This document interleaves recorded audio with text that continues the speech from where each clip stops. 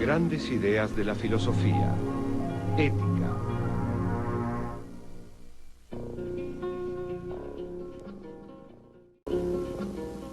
La ética, también llamada filosofía moral, es el estudio sistemático de los valores y los principios morales. Se ocupa de las normas de vida del ser humano, ya sean personales, sociales o universales, como así también de las razones subyacentes a nuestros juicios sobre si un comportamiento es correcto o erróneo. Es una de las tres ramas principales de la filosofía. Las otras dos ramas son la metafísica, el estudio de lo que es, y la epistemología, el estudio de cómo conocemos lo que es. Pero la ética no se ocupa de cómo son las cosas, sino de cómo deberían ser. Para decirlo de otra manera, la ética es el estudio de los valores. Como tal, se ocupa de la actitud fundamental que tomamos como seres libres y pensantes, tanto por nuestras creencias como por las acciones que realizamos basándonos en dichas creencias. En mi opinión, la ética es una teoría filosófica sobre cómo debemos vivir y actuar.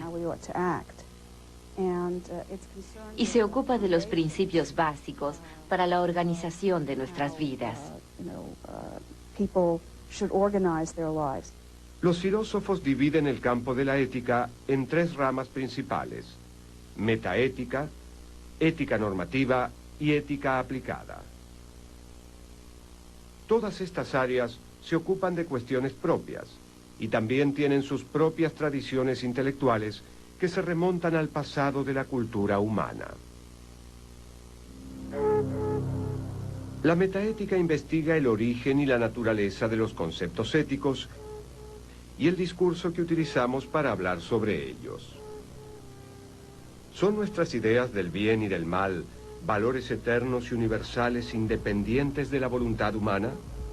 ¿O son el resultado de convenciones humanas basadas en circunstancias históricas y sociales en constante cambio? ¿Debemos esforzarnos para descubrir los valores universales que pueden ser respetados por todos los seres humanos? ¿O es que todos los sistemas éticos están inevitablemente ligados a los valores culturales de cada sociedad en particular? ¿Debe haber máximas morales iguales para todos los individuos, basándose en razones objetivas? ¿O es que debe tomarse en cuenta la constitución emocional, necesidades y preferencias particulares de cada persona?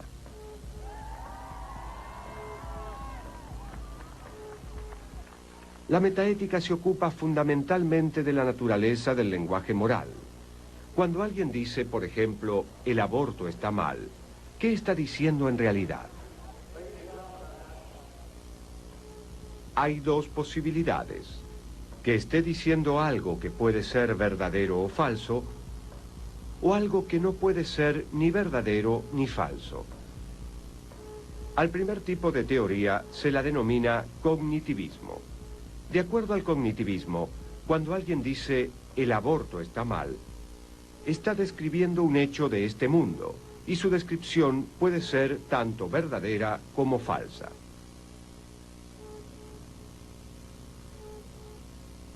La posición no cognitivista niega que los reclamos morales puedan ser verdaderos o falsos. Un tipo de visión no cognitivista afirma que los reclamos morales son prescripciones o mandamientos para actuar o desistir de actuar.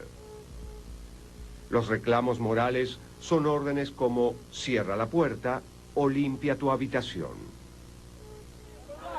Stand for life! Survivors of abortion! Unite! Stand for life! Stand for life! En este caso, cuando alguien dice el aborto está mal, está diciendo aborto, no lo hagas. De acuerdo al prescriptivismo, no existe ningún hecho por el cual el aborto esté mal, sino un mandato relacionado con esa acción. Haz esto o no hagas aquello. Considerado por muchos como el padre del no cognitivismo, el filósofo escocés David Hume creía que la virtud y el vicio moral de este mundo no eran algo externo a nosotros, sino más bien sentimientos que surgían de nuestro interior y se propagaban al mundo. La moralidad o inmoralidad de un acto, según Hume, no es más que un sentimiento que tenemos cuando vemos o pensamos sobre dicho acto. Si el sentimiento que nos provoca es positivo, el acto es moralmente bueno. En cambio, si tenemos un sentimiento negativo, el acto es moralmente malo. Aunque el bien o el mal moral están relacionados con los sentimientos, Hume no creía que las personas pudieran tener sentimientos de manera desordenada. Es parte del ser humano, de la naturaleza humana, que toda persona normal e imparcial sienta dolor al presenciar actos de tortura, asesinato, maldad y demás.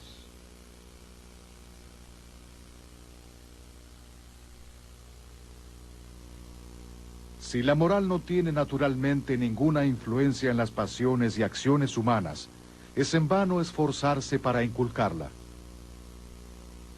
Nada es menos fructífero que una multitud de preceptos y normas, tal como abundan entre los moralistas. Según Hume, el campo de la razón consistía en el descubrimiento de verdades sobre el mundo externo, y la moral era un asunto de sentimientos internos. Por ello, Hume sostenía que la razón estaba esencialmente separada de la moral. De allí la famosa frase de Hume: no es contrario a la razón preferir la destrucción del mundo antes que un rasguño en nuestro propio dedo. El abismo que existe entre las corrientes cognitivistas y no cognitivistas de la ética es sintomático de las profundas divisiones que existen entre las distintas visiones morales de este mundo. Algunas personas piensan que la moral es un acuerdo entre adultos más o menos iguales, seres igualmente racionales en intercambio mutuo. Algunas personas creen que la moral es algo que proyectamos al mundo. Tenemos sentimientos y actitudes y luego decimos si algo es bueno o malo, es decir, si eso me gusta o no me gusta. Y algunas personas, yo soy uno de ellos, creen que realmente existen verdades morales, verdades objetivas. A veces son muy difíciles de determinar, pero como las palabras no se inventan, sino que se descubren. Existe una gran división dentro de la filosofía y las teorías morales. Aquellos que creen esencialmente que la moral puede de una u otra forma inventarse, y aquellos que creen que, como la matemática, la moral de una u otra forma se descubre. El patrimonio intelectual de lo que hoy en día se denomina metaética se remonta hasta los orígenes de la filosofía occidental. Sócrates, como se lo describe en los diálogos de Platón, estaba fundamentalmente interesado en las bases del comportamiento ético y trató de responder al relativismo moral de sus contemporáneos, especialmente de los sofistas. Platón planteó una serie de preguntas increíbles en la República con las que los filósofos han estado luchando desde entonces. Y una de las preguntas cruciales era, ¿por qué debo ser moral? Los filósofos quieren saber, las personas quieren saber, ¿por qué debo ser moral?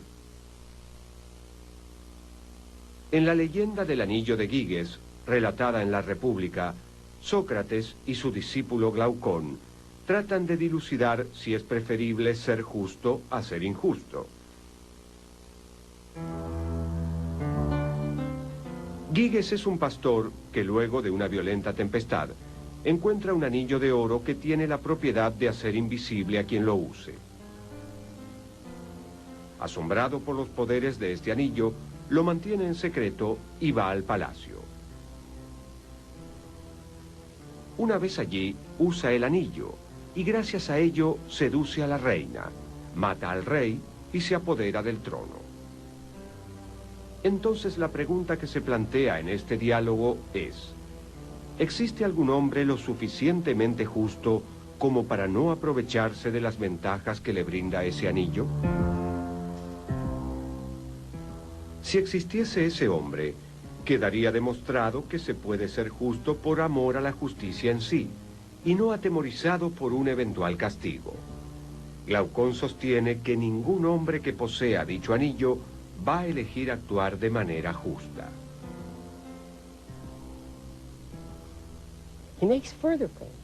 También sostiene que una persona con el poder de hacer lo que quiera, pero que continúe actuando de manera justa, merecería nuestro elogio, pero la consideraríamos idiota.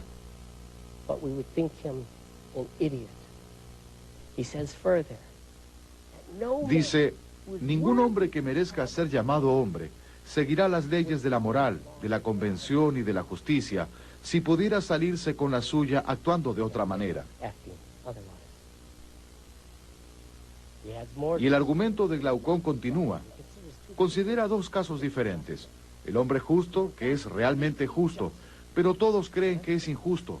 Y como resultado de ello, lo desprecian, marginan y atormentan, y pierde todo su dinero, familia, trabajo, amigos, todo.